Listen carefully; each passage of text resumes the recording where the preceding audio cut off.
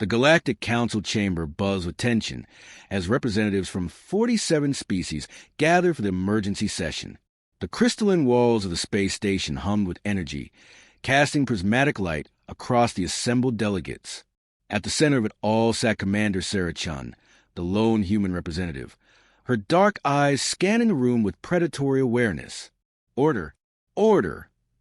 bellowed Chancellor Vexthal, his forearms slamming against the podium with enough force to crack the reinforced metal. The massive Krillion's voice carried across the chamber like thunder. "We are here to discuss the incident involving the human colony ship Resilience." Sarah leaned back in her chair, a slight smile playing at the corners of her mouth. The incident. Such a polite way to describe the complete annihilation of 3 pirate fleets. She watched as the other delegates shifted uncomfortably, their various appendages, tentacles, and wing structures betraying their nervousness. "The facts are simple," continued the Chancellor, his reptilian eyes fixed on Sarah. "The Resilience was attacked by the combined forces of the Bloodclaw Syndicate, the Void Hunters, and the Crimson Tide, 3 of the most feared pirate organizations in known space. Combined fleet strength of over 200 vessels." A murmur rippled through the assembly. The Zephyrian representative, a gossamer winged creature named Lyra, spoke up with her melodious voice. And yet, the human colony ship emerged victorious. A single vessel against 200. How is this possible? Sarah's smile widened. "Would you like the technical explanation or the honest one?" "Both," growled Ambassador Thorne, the Ursine delegate whose species prided themselves on their warrior culture. His massive claws clicked against his desk. "My people have fought alongside humans in 7 campaigns. We thought we understood your capabilities." "Oh, Thorne," Sarah chuckled, the sound carrying a dangerous edge. "You understand our capabilities about as well as a fish understands flying. But I appreciate the attempt." The ethereal representative, a being of pure energy called Whisper, flickered with agitation. "Explain yourself, human. The mathematics do not support your victory." Sarah stood, her movements fluid and controlled. Every eye in the chamber followed her as she began to pace. "The technical explanation is boring. Enhanced shields, improved weapon systems, better tactics. Blah, blah, blah." She waved her hand dismissively. "But you want to know the real reason we won?" "Yes," hissed the Serpentine delegate. "Sarara, tell us." "Because they made one fatal mistake." Sarah paused, her voice dropping to a whisper that somehow carried to every corner of the chamber. "They threatened our young." The silence that followed was deafening. Sarah continued her slow pace around the room, her footsteps echoing like a countdown. "You see, the Resilience wasn't just a colony ship. It was carrying 15,000 human children to their new home. Families, babies, kids who had never seen anything but the inside of a spaceship." Her voice remained calm, conversational even, but something in her tone made several delegates lean away from her. The pirates sent a message before they attacked. They said they'd sell the children in the slave markets of Nexus Prime. Ambassador Thorne's claws dug deeper into his desk. "What did you do?" Sarah's smile returned, but it was no longer pleasant. It was the smile of a predator who had cornered its prey. "We did what any apex predator does when something threatens its pack. We eliminated the threat." "But how?" pressed Chancellor Vexthal. "The reports indicate your ship was outnumbered 200 to 1. By all calculations, you should have been destroyed." "Calculations?" Sarah laughed, the sound sharp and bitter. "You think like prey animals. You calculate odds, assess threats, weigh options. We don't think like that when our children are in danger." She stopped pacing and turned to face the assembly. "Let me paint you a picture. The Resilience is a colony ship, right? Big, slow, defenseless. That's what everyone thinks. But what they don't realize is that colony ships are designed to survive anything. They're not warships.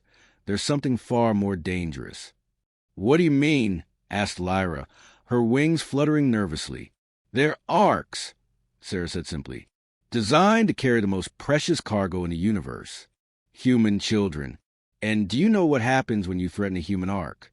The delegates waited in tense silence. "The entire ship becomes a weapon. Every system, every corridor, every maintenance shaft is designed with one purpose: protect the children at all costs. The pirates thought they were attacking a helpless colony ship. What they actually attacked was a fortress full of very angry parents. Whisper's energy form pulsed rapidly, but the firepower disparity means nothing, Sarah interrupted. When Captain Maria Santos received that message about selling our children, she didn't see 200 enemy ships. She saw 200 problems that needed solving, and humans are very good at solving problems. So, what happened exactly? Demanded Thorne. Sarah's expression grew distant, as if she were remembering something beautiful and terrible. The pirates approached in 3 waves. Classic pincer movement. They expected us to surrender or try to run. Instead, Captain Santos did something that no other species would even consider, which was, she rammed the lead ship. Gasps echoed through the chamber. The Krillian chancellors for arms flailed in disbelief. That's suicide. Is it? Sarah asked, her voice dangerously quiet. The Resilience has a mass of 12 million tons. The pirate flagship had a mass of 400,000 tons. Basic physics, Chancellor. An object in motion stays in motion. But your ship would have been destroyed as well, protested Sarara. Would it? Sarah's smile was razor-sharp now. Colony ships aren't built like warships. They're built like bunkers.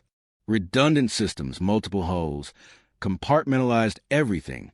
The Resilience was designed to survive impact with asteroids, radiation storms, and the vacuum of space for centuries. A collision with a pirate ship? That's just Tuesday. She began pacing again, her movements hypnotic and predatory. So Captain Santos rammed their flagship, and while they were dealing with that surprise, she deployed the mining drones. Mining drones? Asked Lyra. Oh, yes. Sarah's voice dripped with mock sweetness. Colony ships carry thousands of mining drones for planetary resource extraction. Tiny little things, barely a meter long, completely harmless.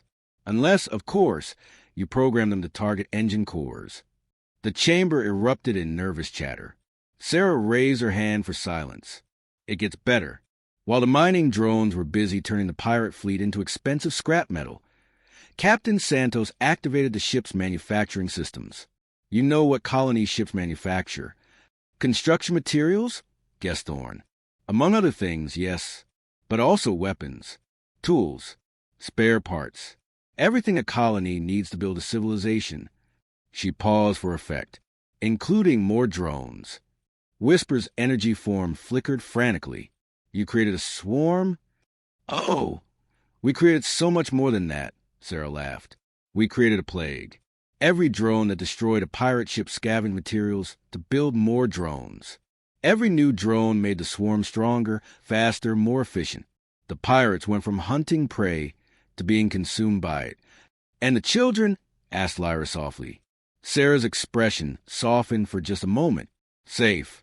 The whole time, 15,000 children were sleeping peacefully in their beds, protected by bulkheads that could withstand a supernova. They never even knew they were in danger. This is madness, whispered Chancellor Vexthal. No, Sarah corrected, her voice hard as steel. This is evolution. This is what happens when you spend millions of years clawing your way to the top of the food chain on a death world. This is what happens when you threaten the young of Earth's apex predator. She walked back to her chair, but didn't sit.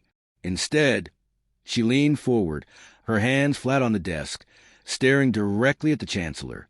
You asked what Earth's apex predator was. Well, here's your answer. She straightened up and raised her hand. It's not the biggest or the strongest or the fastest. It's not even the smartest, though we're getting there. Earth's apex predator is the species that will burn down the entire galaxy before letting harm come to its young. The chamber fell silent. Sarah could hear the hum of the life support systems, the distant thrum of the station's engines, the barely audible breathing of 47 different species, all trying to process what they'd just heard. The pirates learned this lesson the hard way, she continued, her voice carrying across the silence like a death knell. They wanted to sell our children. Instead, they became raw materials for our manufacturing systems. Poetic justice, don't you think? Ambassador Thorne was the first to speak. Are you saying humans are inherently violent? Violent. Sarah laughed. Oh, Thorn, violence is what animals do. What humans do is so much more sophisticated than that. We're not violent, we're efficient.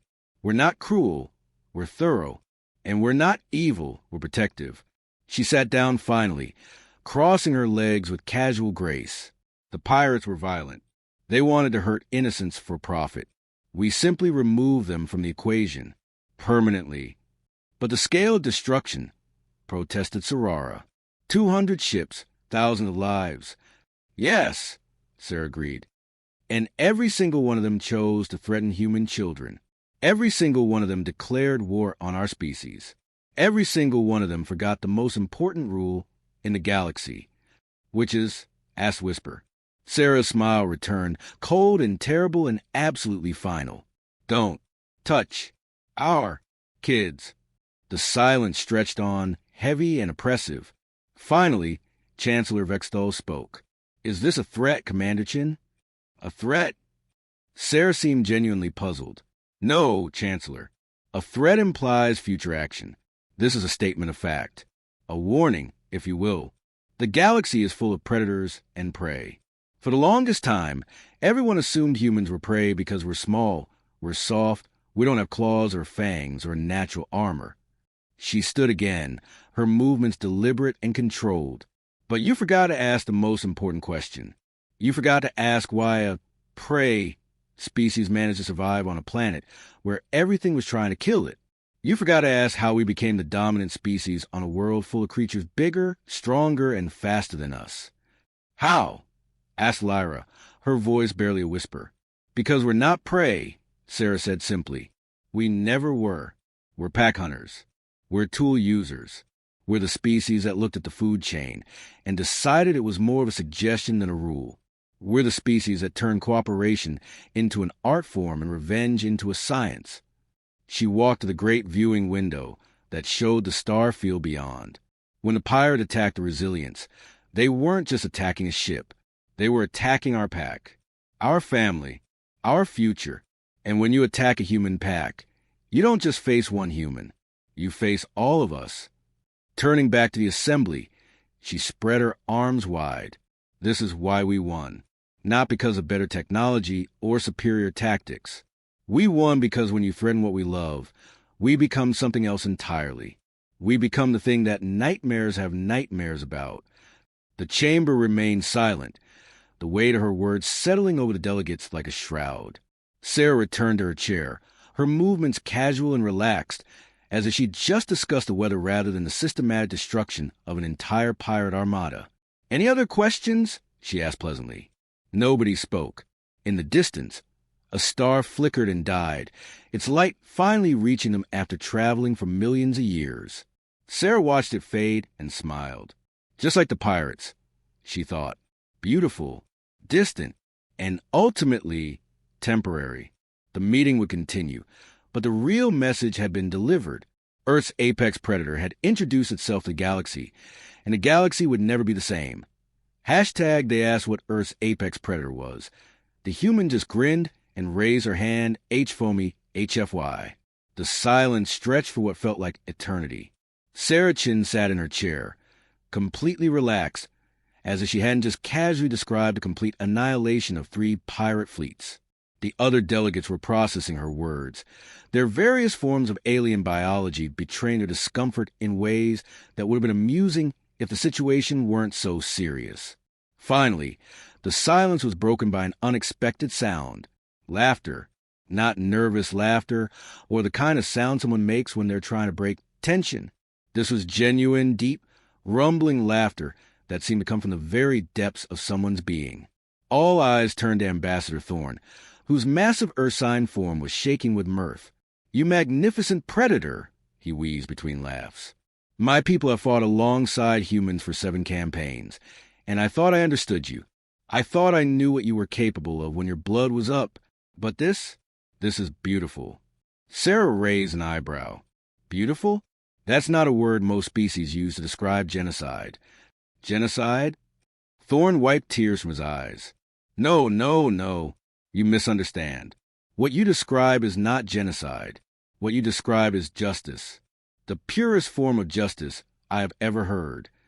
Thorne's laughter faded, replaced by something harder. Because my glowing friend, those lives made a choice. They chose to threaten children. They chose to become parasites. They chose to forfeit their right to exist. That's not how civilization works, protested Sarah. We have laws, treaties, regulations. You can't just exterminate entire groups because you disagree with their actions. Sarah leaned forward, her voice taking on a mocking, sing-song quality. Oh, but we can, and we did, and we'll do it again. Because that's what apex predators do. We protect our territory, our resources, and our young. Everything else is just details. Chancellor Vexthal slammed his forearms against the podium again. This is why we call this emergency session. This is why the Galactic Council is concerned. Humanity's response to the pirate attack was disproportionate. Disproportionate. Sarah tasted the word like it was something bitter. You know what would have been disproportionate? If we tracked down every pirate base, every safe house, every fence who bought their stolen goods. If we'd eliminated every single person who ever supported or aided the slave trade. If we turned their homeworlds into glowing cinders and sowed salt in the soil. She stood up, her movements fluid and predatory. But we didn't do that.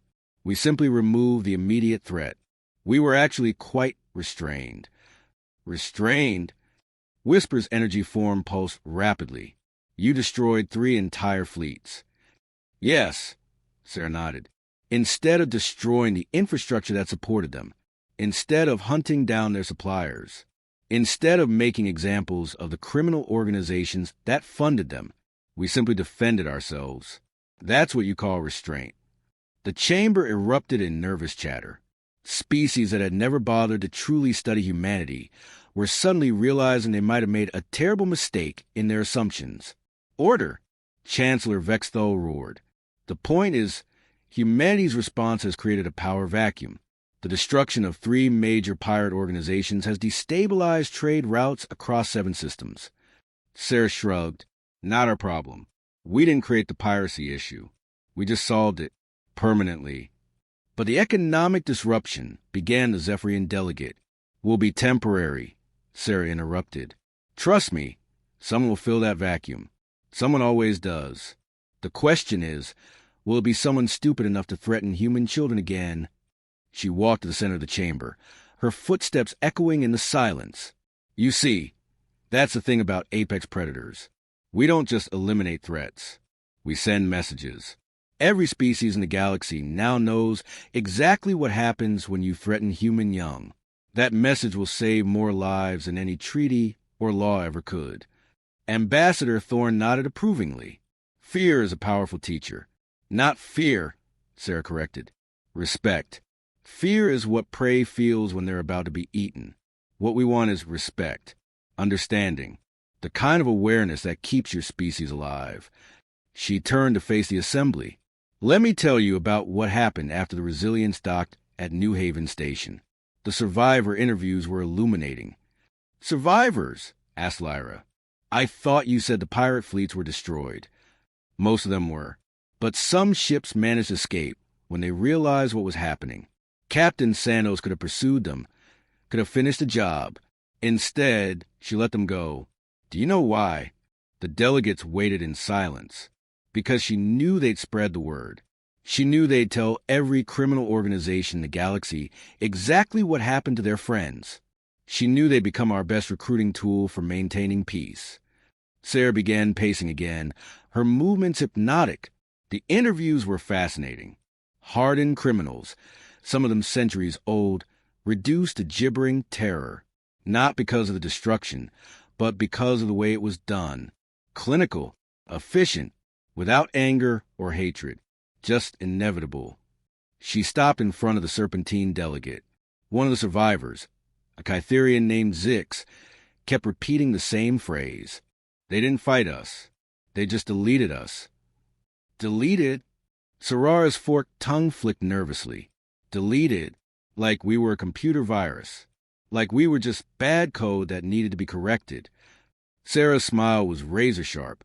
And that's exactly what we were. We were an error in the galaxy's programming, a mistake that needed fixing. She resumed her pacing. The surviving pirate commanders have all testified to the same thing.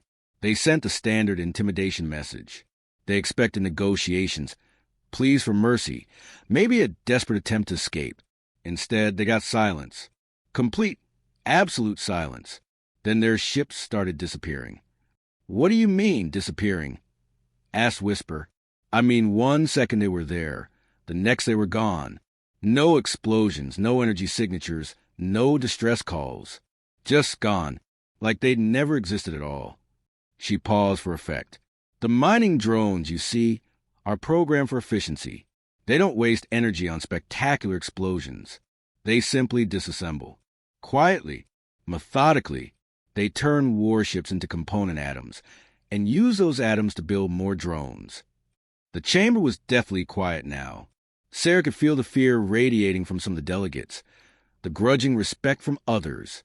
The pirates realized they weren't in a battle. They were in a harvesting operation. They were the crops, and the drones were the harvesters. That's when they started running. "And you let them go," stated Chancellor Vexthal. "Of course we did, because now they're doing something infinitely more useful than piracy. They're spreading the word. They're telling every criminal organization in the galaxy about the new rules. They're explaining, in vivid detail, what happens to anyone who threatens human children." She walked back to her chair, but didn't sit. Instead, she leaned against it, her posture casual but her eyes alert. "The best part? It's already working. Intelligence reports show that crime rates in human space have dropped by 70% in the last month. Slavery rings are avoiding human colonies entirely. Even the most aggressive pirate bands are giving our trade routes a wide berth.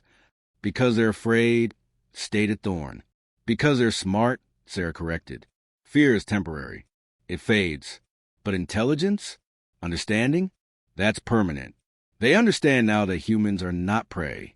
They understand that there are consequences to their actions. They understand that the galaxy just became a more dangerous place for those who would harm the innocent." She finally sat down, crossing her legs. "So yes, Chancellor, we destroyed 3 pirate fleets. We eliminated a threat to our children. We sent a message to every criminal organization in the galaxy, and we did it all without firing a single shot in anger." "Without anger?" Sorara's voice was skeptical. "Oh, there was anger," Sarah admitted, "but not the kind you're thinking of. Not the hot, destructive anger that makes people do stupid things. This was cold anger, patient anger, the kind of anger that sits in your chest like a glacier and waits for the perfect moment to reshape the landscape." She looked directly at the Chancellor. "This is what you need to understand about humans. We don't just react to threats. We adapt to them. We evolve. We become what we need to become to protect what we love." "And what have you become?" asked Whisper. Sarah's smile was soft and terrible. "We become the thing that monsters check for under their beds.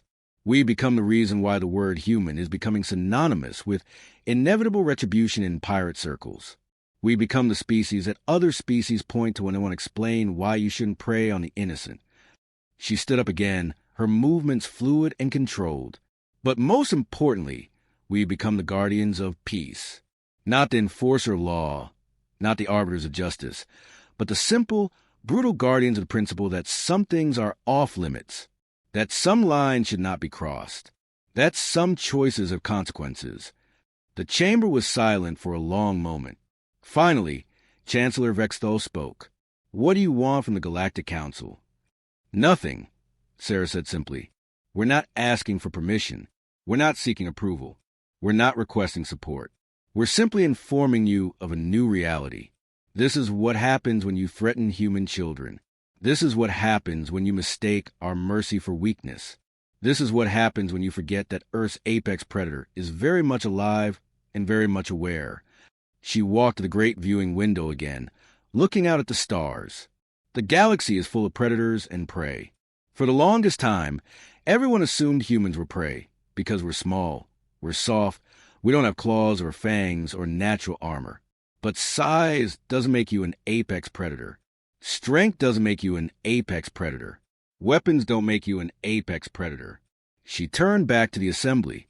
Intelligence makes you an apex predator. The ability to adapt, to learn, to grow. The willingness to do whatever it takes to protect what matters. The understanding that sometimes the best way to ensure peace is to make the price of war so high that nobody can afford to pay it. And if we disagree with your methods, ask Chancellor Vexthal. Sarah's smile was brilliant and terrifying. Then you're welcome to try to stop us. But remember what happened to the last group who thought they could threaten what we protect. Remember what happened to the pirates who thought they could sell our children. Remember what happened to the most feared criminal organizations in known space. She spread her arms wide. They learned the hard way that there's a difference between being the biggest predator and being the apex predator. There's a difference between being the most feared and being the most respected. There's a difference between being the strongest and being the most final. The silence that followed was absolute. Sarah could hear her own heartbeat, slow and steady, as she watched the assembled delegates process her words. Some were afraid. Some were angry. But all of them were thinking. All of them were recalculating their assumptions about humanity. "Are we done here?" she asked politely. Chancellor Vexthal nodded slowly. "I believe we are." Sarah gathered her things, her movements casual and unhurried. As she reached the door, she turned back one last time. "Oh, and one more thing. If any of you ever need help dealing with pirates, slavers, or any other predators who threaten the innocent, you know where to find us. We're very good at solving those kind of problems." She left the chamber, her footsteps echoing in the corridor. Behind her, the delegates sat in stunned silence, each grappling with the same realization. They had asked about Earth's apex predator, and they had received their answer, not just in words, but in the cold, calculated way those words had been delivered, not just in the story of destroyed fleets, but in the absolute certainty that this was only the beginning. Humanity had announced itself to the galaxy, and the galaxy would never be the same. In the distance, another star flickered and died, its light finally reaching them after traveling for millions of years. But this time, Sarah wasn't there to watch it fade. She was already gone, already planning, already preparing for the next threat to human children. Because that's what apex predators do. They prepare, they adapt, they protect, and they never, ever stop watching.